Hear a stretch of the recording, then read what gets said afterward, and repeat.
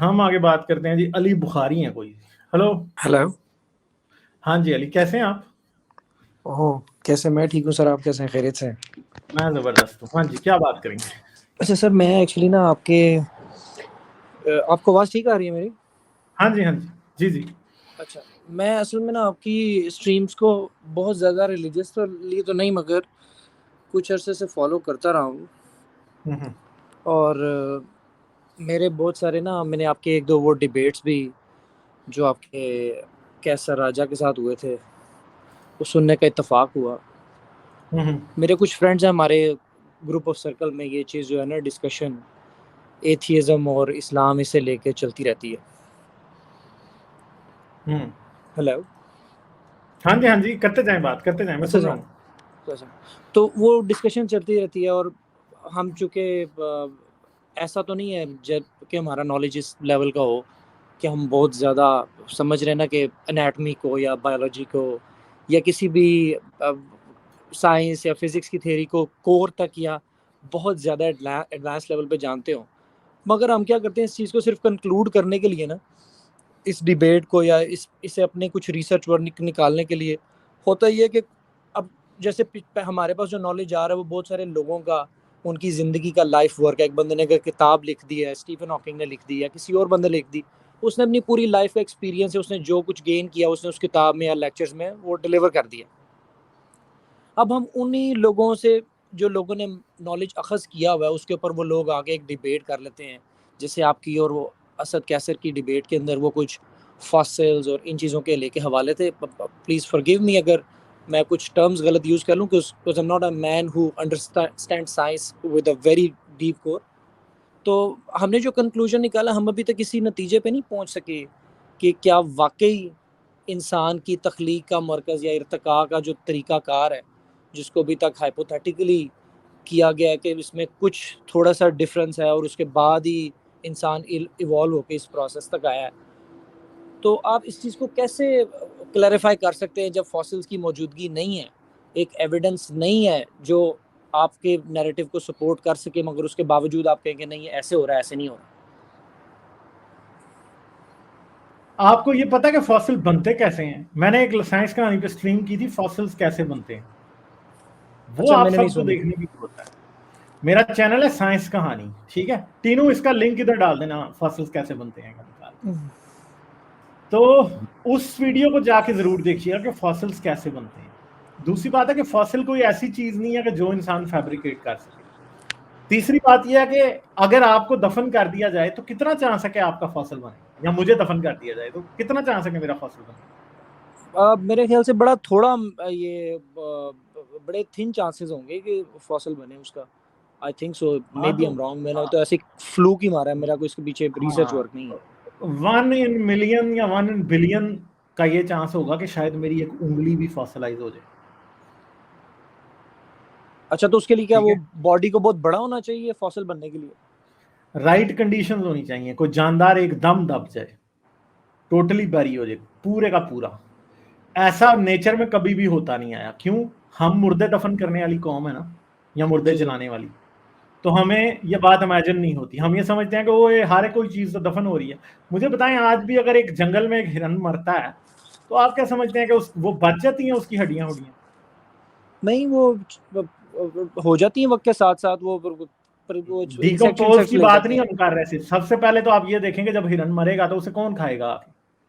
यहाँ तो किसी जानवर खा जानवर ने उसे लेंगे मार जो। गिराया और हाँ, खा रहा है, जानवर शामिल खा तो लेंगे। उसकी तो हड्डियां भी सलामत नहीं बचेंगी।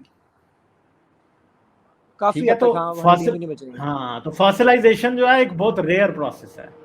और अगर कोई बंदा ये और फॉसिलाइजेशन जो है वो थ्योरी ऑफ एवोल्यूशन को साबित करने के लिए एक पुअर टूल है, फॉसिल्स।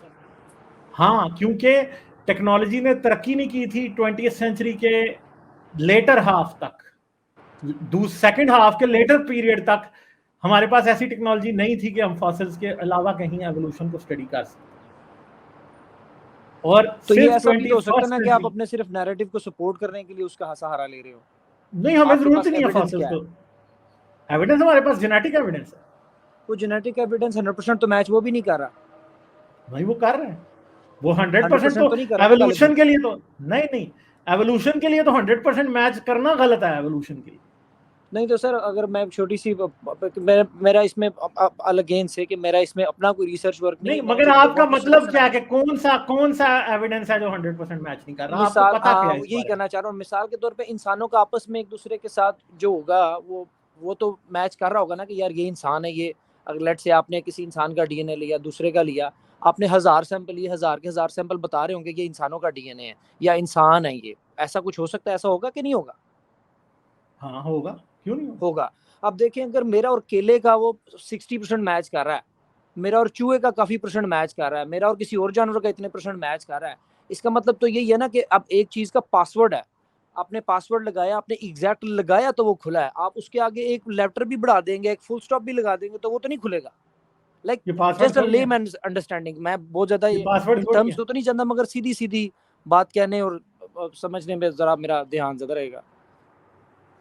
ये पासवर्ड थोड़ी है, पहली तो बात ये है। वही दूसरी तो बात कहना यह है चाह रहा कि हूँ ना सर, अगर वो पासवर्ड नहीं है एवोल्यूशन तो की फिर एवोल्यूशन वो का जो बेसिक पोस्टुलेट क्या है? नहीं, अगर फॉर एग्जांपल अगर मेरा और बदमानस का या जिस चीज का जो जोन से अब मुझे नहीं पता वो कौन से होते हैं इंसान जो पहले इवॉल्व हो गए थे, मुझे उनका नाम भूल जाता है, वो जोन जहाँ से हम लेट से थ्योरी के मुताबिक जहाँ से हम इवॉल्व होकर इंसान बने हैं, या जोन सी क्रीचर के साथ, जोन सी बंदर की नस्ल के साथ हमारा एप्स के साथ बहुत ज्यादा हद तक 99% तक मिलता है, जिनके साथ सबसे ज्यादा हमारा क्लोज है, 100% तो वो भी नहीं है फिर। तो वो नहीं कैसे तो इस थ्योरी को प्रूव करेगा कि नहीं हम यहीं से इवॉल्व होके आए हैं? 100 बंदरों का ले लेंगे वो सबका सेम होगा, 100 इंसानों का ले लेंगे वो बताएगा ये इंसान का, वो तो अपनी अपनी कैटेगरी के अंदर ही फिर रहा है ना। मसला ये है कि आमतौर पे एवोल्यूशन के ऊपर बहस करने या एवोल्यूशन पे सवाल उठाने वो लोग आते हैं जिनको ये पता ही नहीं है कि जेनेटिक्स है क्या है। आप बिल्कुल से देखें सर, मैंने आपके तो शुरू में ही आपके आपको बताया ठहरे, है। आपको समझने के लिए चुप भी तो रहना पड़ेगा ना। जी जी बताइए। तो पहली बात तो यह है कि आपके जिस्म में कितने सेल्स हैं? ट्रिलियंस में सेल्स हैं आपके जिस्म में, और हर सेल के अंदर एक न्यूक्लियस होता है। उस न्यूक्लियस के अंदर क्रोमोसोम्स होते हैं, उन क्रोमोसोम्स के अंदर जीन्स होते हैं, ठीक है? आपका और किसी इंसान का जब मैच करेंगे जीन्स, तो वो 100% सारे जीन्स सेम ही होंगे, अगर आपके अंदर कोई जेनेटिक म्यूटेशन नहीं हुई या उस इंसान के अंदर कोई जेनेटिक म्यूटेशन नहीं हुई। अच्छा सॉरी, मैं इंसान अपने का एक सबसे क्लोजेस्ट, सुन लें, अब पहले सुन लें फिर बात करेंगे। अब मैं आपको ये बताने लगा हूं कि जेनेटिक्स एवोल्यूशन को सच कैसे साबित करती है। सर एवोल्यूशन ये मैं नहीं वो मेरा कहती, जरा सवाल का आप जवाब दे देते ना तो मुझे थोड़ा समझ आ जाता है जो आप बता रहे हैं, मैं समझने के लिए पूछ रहा हूँ। यार जब मैं आप आपको बताऊंगा तो आपको सवाल का जवाब मिल जाएगा, सब्र से बात करें, ये 2 मिनट का नहीं है। ठीक है ये सर, प्लीज ये कंटिन्यू। मजहब नहीं है कि जो 2 मिनट में किसी को समझा दिया जाए। ये साइंस है, साइंस के लिए ऊपर मेहनत लगती है, चीजों को एक्सप्लेन करना पड़ता है। पहली बात यह है कि एवोल्यूशन सच कहां से साबित होती है कि इंसान के कॉमन एंसेस्टर्स निकले।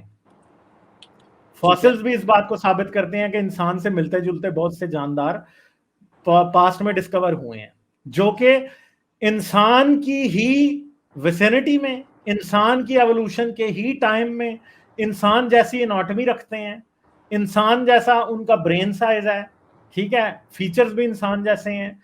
उन जैसे इंसान का किसी केव में ये पता लगता है ना कि होमोसेपियंस यहाँ रहते थे, तो वहां पे टूल्स भी मिल जाते हैं पत्थरों के बने हुए।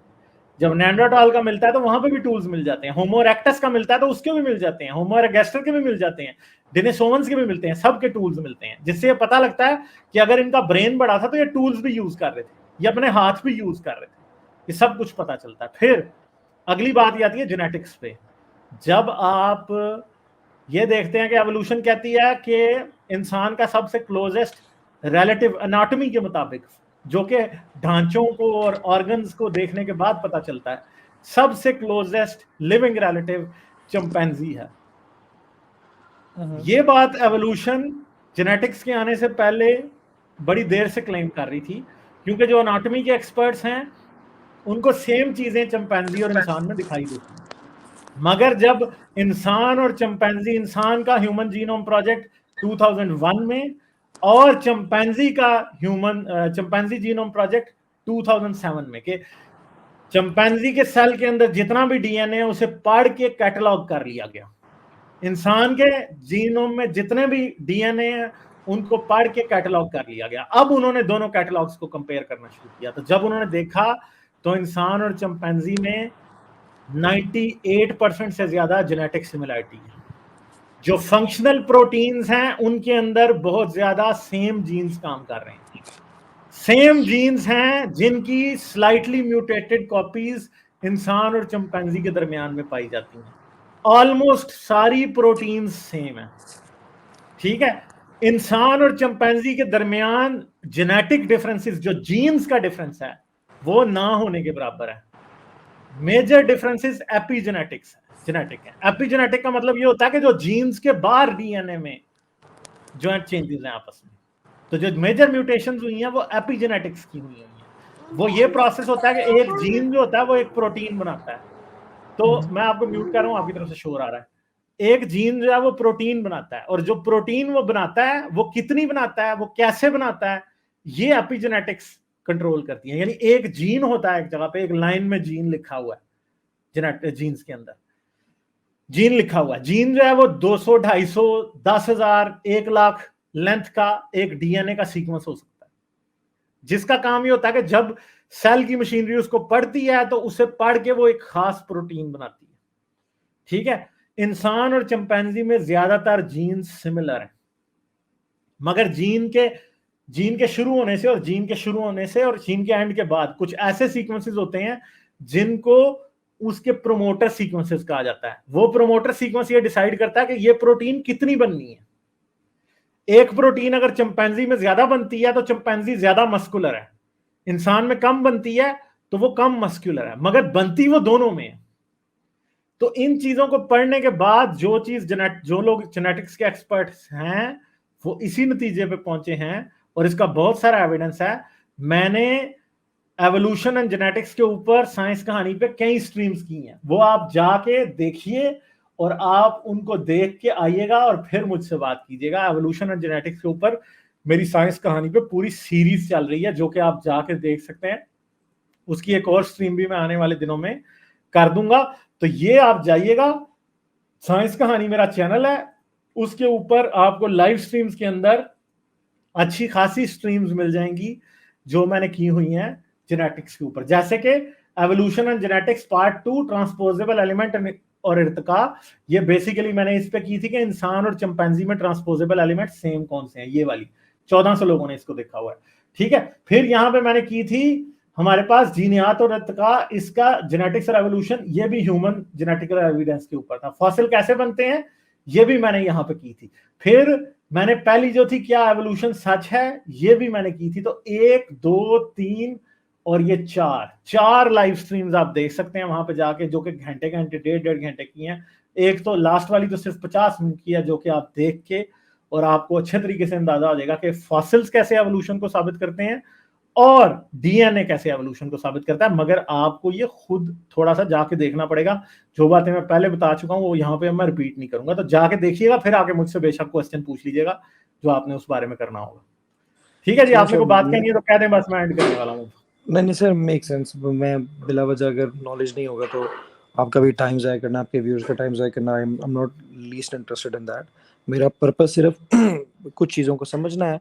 और वैसे if you don't mind me asking, आपका अपना वैसे एजुकेशनल बैकग्राउंड इस चीज़ से रिलेटेड है कि आप बस इधर उधर से सुन के फिर बस सीधी सीधी थोड़ी बात करते हो कि बता देते हैं कि इसका रिसर्च वर्क उठा लिया, उसका रिसर्च वर्क उठा लिया? भैया जियोलॉजी तो मेरा डिसिप्लिन है, ठीक है। और फॉसिल्स कैसे बनते हैं वो कैसर राजा का डिसिप्लिन साइंस ही टोटली नहीं है, ठीक है। वो बिजनेस का आदमी है, वो एक मोटिवेशनल स्पीकर है। मैं फॉसिल्स ना सिर्फ खुद डिग आउट कर चुका हूं, बल्कि मुझे पता है फॉसिल्स कैसे बनते हैं, कैसे सेडिमेंटोलॉजी काम करती है, कैसे रॉक्स बनते हैं। मैं बाकायदा ये सारा पेलियंटोलॉजी के सब्जेक्ट्स मैं यूनिवर्सिटी में पढ़ चुका हूँ, ठीक है। मैं एक जियोफिजिस्ट हूँ, पाकिस्तान की बेस्ट यूनिवर्सिटी से मैंने डिग्री की हुई है, ठीक है। हाँ, ऐसे नहीं बात करता। दूसरी बात है जेनेटिक्स के ऊपर जो मेरी बात है वो भी मेरी अपनी रिसर्च है, सारी बात है। फिर किताबें पढ़ने को तो कोई भी पढ़ सकता है, ठीक है। चलिए ठीक है सर, बहुत शुक्रिया, आपने टाइम दिया। और मैं थोड़ा सा कभी रिसर्च करूंगा, पढ़ूंगा और दोबारा मौका मिला तो आपसे बात करूंगा। Thank you so much. चलिए ठीक है। हाँ चलें, आप सब्सटेंशियल निगरा आपको कुछ बात बताना चाह रहे हैं? अच्छा जी भाई, कैसे हैं आप? जी अल्हम्दुलिल्लाह, अल्लाह का शुक्र। जी। अच्छा किया कि आप आए, आपने गालिब से ये एवोल्यूशन के टॉपिक के ऊपर डिस्कशन की, और मैं बिल्कुल आपको यही रिकमेंड करूँगा कि जिस तरीके से आपने ये अभी फरमाया कि आप खुद जाके पढ़ेंगे, अपने आप को एजुकेट करेंगे, दैट इज़ द वे, और उसी तरीके से आपको सही मानों में चीज़ों की समझ आएगी, और जब इंसान खुद पढ़ता है, तभी उस पर ये चीज़ें खुलती हैं। आपने ये बड़ी अच्छा किया, मैं आपकी स्ट्रीम अभी सुन रहा था पीछे से कि आप ये इसको एक्नॉलेज कर रहे हैं कि आप लेमैन हैं, और लेकिन वक़्त के साथ-साथ जो डेफिनिशन ऑफ लेमैन है, वो बदलती रहती है। बहुत सारी चीज़ें ऐसी हैं जो कि हम लोगों ने नहीं पढ़ी होती, लेकिन वो आज स्कूल्स में पढ़ाई जाती हैं, वो एलिमेंट्री लेवल पर पढ़ाई जाती हैं। किसी ज़माने में कुछ चीज़ें जो लोग पीएचडी लेवल पे पढ़ते थे, वो 7वीं 8वीं में पढ़ लेते हैं। तो जो डेफिनिशन ऑफ लेमैन है, ये एक एवर इवॉल्विंग चीज़ है। तो सबसे पहले तो ये, लेकिन सच्ची बात ये है कि एवोल्यूशन और जेनेटिक्स को सही मानों में समझने के लिए देयर इज नो शॉर्टकट। आपको मेहनत करना पड़ेगी, जैसे गालिब ने आपको बताया। मैं मोटी-मोटी 2-3 बातें कर देता हूँ, ताकि आपको एक लेंस मिल जाए जब आप खुद पढ़ना शुरू करें। लेकिन पढ़ना आपने खुद ही है। मोटी-मोटी 2 बातें कर देता हूँ, और वो मैं 2 मेजर जो एतराज़ात आते हैं उन लोगों की तरफ से, जो कि इंतहाई ज़िम्मेदारी से मैं ये कहूँगा कि लगता ऐसे है कि शायद वो सिंसेरिटी में ही उनके एतराज़ात हों, लेकिन लाइल्मी की बुनियाद पर वो एतराज़ात होते हैं, वो क्लियरली सोच नहीं रहे होते। जो ये 2 तरह के एतराज़ात आते हैं, और हमने गालिब के साथ, गालिब की स्ट्रीम पर कई बार इनको एड्रेस किया है। उनको भी देखकर आप बार-बार जाके रिविज़िट कर सकते हैं, लेकिन मैं छोटे 2 पॉइंट समराइज़ करना चाहूँगा। नंबर 1 ये है कि सबसे पहले उनको ये लगता है कि जैसे फॉसिल्स जो हैं, वो जो एविडेंस है, वो जेनेटिक्स से ऊपर है। तो जो सबसे ज़्यादा इम्पोर्टेंट बात समझने वाली है, वो ये है कि दरअसल जब आप इन चीज़ों को पढ़ेंगे, तो आपको ये पता चलेगा कि दरअसल जो जेनेटिक्स का एविडेंस है, वो फॉसिल्स से ऊपर होना चाहिए। हमें उसकी वैलिडिटी को ज़्यादा गर्दानना चाहिए। Let me explain why. ठीक है? वो ये है कि जो फॉसिल्स हैं, जो आपको स्केलेटन्स और बोन्स और हड्डियाँ मिलती हैं, और उनकी शेप की बेसिस के ऊपर आप फिर एस्टैब्लिश करते हैं स्पीशीज़ के दरमियान रिलेशनशिप, या स्केलेटल्स की शेप का एनालिसिस करते हैं, ठीक है? तो आपको क्या लगता है कि वो जो स्केलेटन की जो शेप है, वो खुद ही जादू से वो शेप बन गई, या फिर कोई जीन्स हैं जो रिस्पॉन्सिबल होती हैं बोन्स की शेप के लिए? आपको क्या लगता है? इनको मैंने म्यूट पे डाला क्योंकि का इनको जो स्कल होगा वो उस वैसा होगा, क्रोकोडाइल का स्कल वैसा डिफरेंट होगा, चिड़ी का स्कल उसकी तरह का होगा, हर जीन्स का अपना अपना जो स्कल होगा। नहीं, जो बोन्स, जो बाकी जो बॉडी की जो बाकी जो बोन्स है, उनकी लेंथ, उनकी शेप, उनका साइज, उनकी मॉर्फोलॉजी, आपको क्या लगता है कि वो कोई और फैक्टर्स कंट्रोल कर रहे हैं, या उनमें जीन्स का रोल हो सकता है? उनमें जीन्स का रोल ही होना चाहिए, और फैक्टर्स क्या हो एग्जैक्टली, सकते हैं? Very nice, very nice. तो जो जेनेटिक्स है, वो आपकी मॉर्फोलॉजी को डिटरमिन करती है, और जो कॉजेलिटी का लिंक है, वो ये कि जेनेटिक्स जो है वो बोन की शेप और साइज को डिटरमिन कर रही है। ठीक है? इस बात को समझना है। इसी तरीके से, और स्ट्रिक्टली स्पीकिंग सर, सॉरी, मेरे ख्याल है शायद आप इस तरफ जा रहे हो। स्ट्रिक्टली स्पीकिंग जो जीन इटसेल्फ है वो नहीं कंट्रोल करता। मैं आ रहा हूँ, वो सिर्फ आ रहा हूँ। हाँ, जी जी जी जी, जी, जी। तो सबसे पहले ये कि आप इसको जाकर देखिएगा कि बहुत सारी जीन्स हैं, खास तौर पर RUNX2 जीन है, उसको हाँ। गूगल कीजिएगा, जो कि बोन की लेंथ और शेप को कंट्रोल करती है। अब इतराज ये होता है कि भाई ऐसा है कि आपको इंटरमीडिएट फॉसिल्स नहीं मिल रहे। इंटरमीडिएट फॉसिल्स का मुराद ये कि अगर इतनी लंबी या इस शेप की जीन है, वो जो कि बोन डिटरमिन कर रही है बोन की लेंथ को, तो आपके पास दरमियान में 2 स्पीशीज के दरमियान एक इनडेफिनिटली कंटिन्यूअस शेप और फॉर्म्स की बोन्स वाले स्केलेटन्स और फॉसिल्स मिलने चाहिए। ये इतराज होता है जो एवोल्यूशन को अपोज करते हैं। ठीक है? तो असल बात यह है कि ये क्यों एतराज गलत है, इसको समझना चाहिए। वो इस वजह से कि जीन्स के अंदर बहुत थोड़ी सी तब्दीली से दरअसल आपकी बोन्स और स्केलेटन और फॉसिल्स की शेप और फॉर्म में बहुत ज्यादा तब्दीली हो सकती है। ठीक है। तो आपको दरअसल जीन की वेरिएशन को देखना चाहिए। जीन्स में जो तब्दीली आ रही है वो थोड़ी ही आ रही है। वो क्यों? क्योंकि गालिब ने जिस तरीके से बताया कि असल इम्पोर्टेंट जो वेरिएशन है वो एपिजेनेटिक पार्ट में होती है, from species to species. Epigenetic part क्या है? जो कि ये डिटरमिन कर रहा है कि कौन सी जीन्स ने एक्सप्रेस होना है, कौन सी जीन्स ने एक्सप्रेस नहीं करना। आसान एनालॉजी मैं अक्सर देता हूं कि जिस तरीके से आपकी चीजें स्विचिंग की एक एनालॉजी ली जाती है कि जीन्स का स्विच ऑन होना या ऑफ होना को कंट्रोल किया जा सकता है, कि आपके घर में बहुत सारी अप्लायंसेस लगी हुई हैं, आपके एक कमरे में कोई लाइट है, एक लैंप है, एक पंखा है, ठीक है, तो हर एक के साथ एक स्विच लगा हुआ है। एक तरीका यह है कि आप हर एक के जाकर स्विच को ऑन ऑफ करें। लेकिन फिर क्या होता है कि आपकी घरों में आपने देखा होगा कि डिफरेंट पार्ट्स और डिफरेंट घरों की कमरों की ग्रुप्स के लिए सर्किट ब्रेकर होते हैं, ठीक है। तो वो जो एक सर्किट ब्रेकर में एक आप जब ऑन ऑफ करते हैं तो बहुत सारे कमरों में इकट्ठे चेंजेस आने लगती है। तो ये कॉन्सेप्ट है एपिजेनेटिक्स का और लेयर्ड स्विचिंग का, कि एक जगह चेंज होने से बहुत ज्यादा चीजें वेरी होने लगती हैं। एज अ कॉन्सिक्वेंस जब आपकी बहुत कम जीनों में तब्दीली आती है तो फॉसिल्स में तेजी से और बड़ी तेजी से तब्दीली आने लगती है फॉसिल रिकॉर्ड में, और आपकी वो इतराज कि क्या मिसिंग फॉसिल्स होने चाहिए थे कि नहीं होने चाहिए थे वो एवेपोरेट कर जाता है। तो इसमें थोड़ी सी जेनेटिक्स की अंडरस्टैंडिंग दरकार है, और इसीलिए जेनेटिक्स का evidence in the order, in the packing order of validity of evidence वो फॉसिल्स से आज की तारीख में ऊपर है, क्योंकि असल में जेनेटिक्स ही है जो फॉसिल्स की वो शेप डिटरमिन कर रही है। फॉसिल्स इनकम्प्लीट डेटा अगर उसे पूरे तरीके से समझना है तो जेनेटिक्स की अंडरस्टैंडिंग के बगैर नहीं समझा जा सकता, ये इंडिपेंडेंट चीजें नहीं है।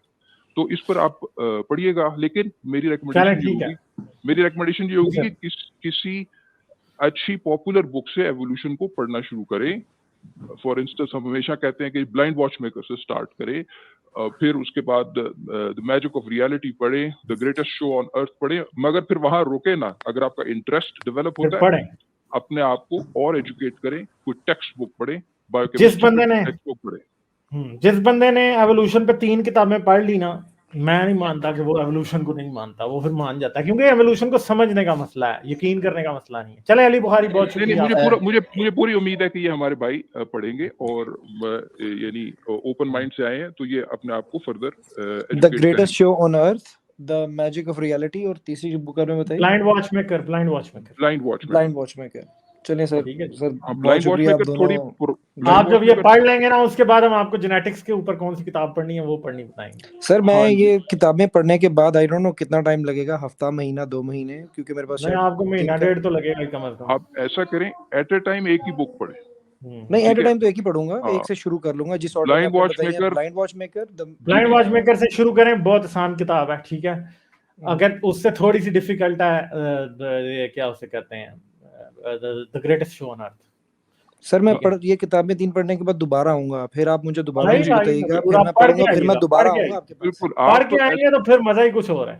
ऐसा करें कि आप फिर मैं आपसे बात करूंगा, आप इन बिटवीन भी आए। फर्ज करें आप ब्लाइंड वॉच मेकर पढ़े ना, तो अपने नोट्स बनाएं उस पे, ब्लाइंड वॉच मेकर, फिर आए, फिर बात करें। और मैं कहता हूँ एक किताब 1 महीना लगाएं, मगर और सच्ची बात यह कि जब आप किताब को पढ़ रहे होते हैं, जाहिर बात है कि आप हर बंदे का अपना एक पर्सनलाइज तरीका होता है किताब पढ़ने का।